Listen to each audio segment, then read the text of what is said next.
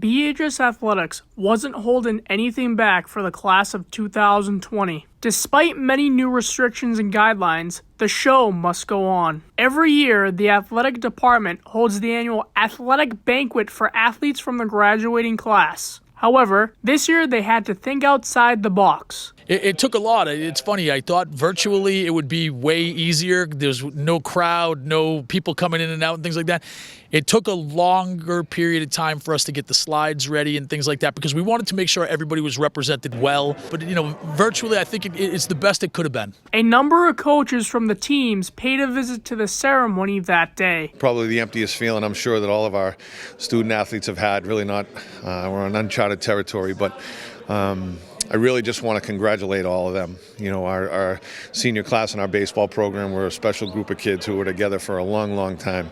And I know that they were really looking forward to, an exciting senior year. And I have no doubt that it would have been a special one. Feel really badly for these group of athletes who did a great job for Burlington High School in their 4 years, and we want to honor them just like we usually do. We're trying to recognize our athletes like we have in the past because they certainly deserve it and they've earned the recognition. Some of the graduates had an opportunity to drop by during the ceremony to receive special recognition awards. I feel very grateful for it. I know that it was definitely challenging trying to plan an event like this that can't go as normal just because of everything that's going on, but I'm really grateful. I think it went really well and it was definitely very special and something that I'll remember. So I just received the Scholar Athlete Award and I'm so excited to have received it because I feel like it just goes to show that all of your hard work can pay off, like not only just through sports but also through school. And so I'm really happy just to have my two worlds collide and have received this award. I was actually pretty surprised about my award, but obviously really, really grateful.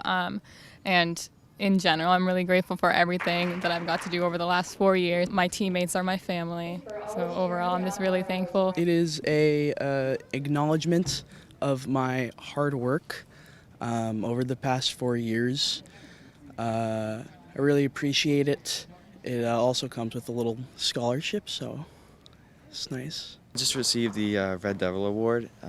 It's just exhibiting outstanding school spirit, sportsmanship, and hard work for developing not only myself but the people around me. Lastly, BHS is always willing to help the students, especially during this time of uncertainty. We have a great community here. We have, a great support. Our kids support each other. Our administration supports each other.